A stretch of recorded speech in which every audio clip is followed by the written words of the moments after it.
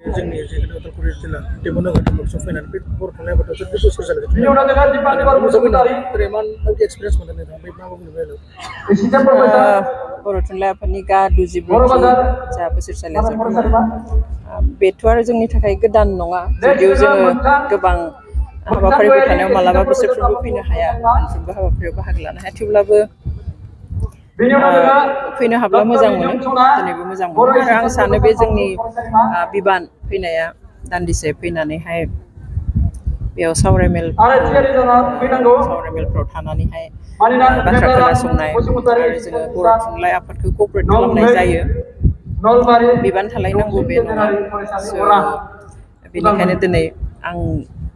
गिदिर लिरगिरिबो नङा, गिदिर थुनलाइ सोरजिगिरिबो नङा, आं स्पेसियेलि ट्रान्सलेसन वर्क एबा राव सोलायनायाव आं खामानि मावो आरो बेबादिनो आंहा गावहा आं सम बारा होनो हायाब्लाबो लिटारेचारनि एबा थुनलाइनि बागै आंहा मोनसे इन्ट्रेस्ट दं गावहानो पार्सनेलि, बेवहाय आं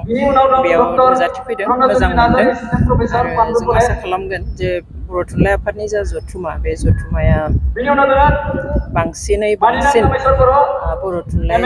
सिबिनाय मोखां फारसे जालांगोन होननानै आं आसा खालामो। Thank you.